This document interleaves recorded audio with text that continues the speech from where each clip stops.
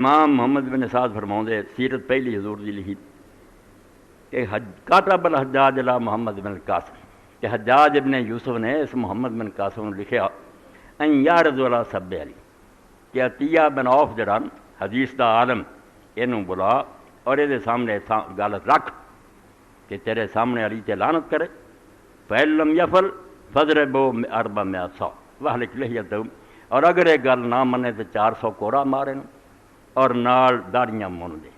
یہ اس تو سنا رہا بھی ہن بھی تسی بڑا سننا فلانے گاٹے لاؤندے فلانے خدا دا خوف کر دو اے میڈیا اور اخبار نہ منو تسی نیکاں نوں مروا رہا جڑاں دے ہوئے اے کم کر دے کوئی اللہ دا نیک بندہ نہیں لوگاں دیاں دھونا لاوندا تے آپ داڑھی بناوندے ساریاں سیڑیاں اور دھوکھا دے رہا ہے اُداں ہی جویں انہاں نے آکھیا سی علی تے لعنت کرو. علی لعنت دے لائق ہیگا سی اوے علی نوں انہاں بدنام کرتا سی حکومتاں نے تسی کتھے بھولے پھردے جے کہ دین دے عالماں نوں یہ بدنام نہیں کر سکدے. ساری دنیا انہوں نے خریدی ہے اخبار خریدے میڈیا خریدے. وہ خطبہ یاد ہے تمہیں جڑا معراج تے دتا کہ جھوٹیاں خبراں پروپیگنڈا تو بچ جاؤ قرآن آندا یہ تختے اٹھ دیں لوگ مجرم نوں نیک بنا دیں ظالم نیک بنا دیں. یہ داڑھی من اور 400 کوڑا مار فاستدعا انہیں بلا لیا محمد بن القاسم فابا صبح نے آخیا بھائی تو جو کرنا چاہنا اور کر لا میں ساری عمر دین پڑھ کے تیری نہ محبت کر کے کام نہیں کر سکتا. میں اپنی زبان چلی نوں لعنت کراں میرے بس کی گل. تو ہویا کی پھر کوئی بات آیا ہے محمد بن قاسم فہم دا حکم حجاج سی انہیں حجاج دا حکم وہ بارے پورا کر 400 کوڑا ماریا داڑھی من دیتی ہے. ثم خرج الى خراسان فلم يزل بها حتى ولي عمر بن حبيرة العراق فقدنا فلم يزل بها الى ان تفسنا تجانا وكان ثقة ان شاء الله. وہ بیچارہ پھر مار کٹ کھا کے انہیں دے علاقے دور خراسان دی طرف نکل گیا. اتنے بغاوت ہو رہی سی بنو امیہ دے خلاف اتنے ہی رہا جب تک عراق تے عمر بن حبیرہ دا قبضہ نہیں ہویا. وہ دے زمانے واپس آیا پھر مرن تک اتنے ہی کوفے ٹکیا رہا. عراق دے اندر 111 ہجری فوت ہوا. وکانا سکتن انشاءاللہ ولو حدیث آلیا عالم سکہ اور معتبر سی تے نیک حدیث والا مگر اس جرم تے علی تے لعنت نہیں کرتا. سن دے جاؤ کہ تواڈے وڈے کی کرتے رہے ہن تسی صفائیاں دیندے جے دنیا انہاں نوں برا نہ کہے تو ہور کی کہے.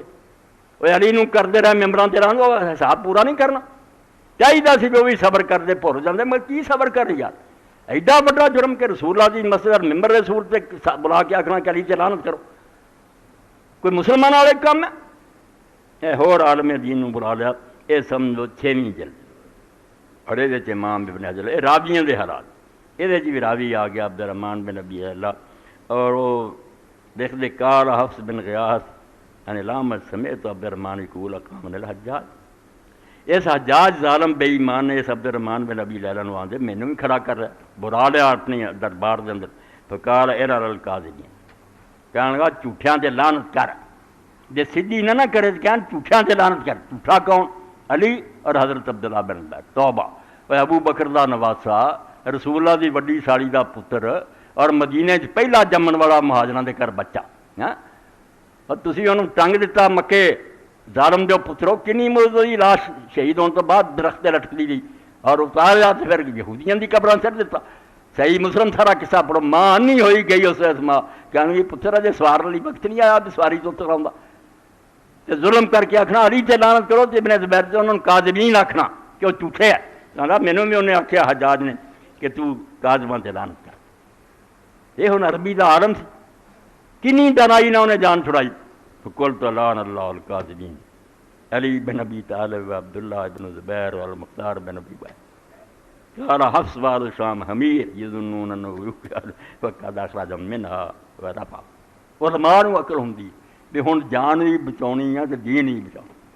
جدوں نے آکھیا لعنت کر جھوٹیاں دے نے آکھیا اللہ دی لعنت ہے جھوٹیاں.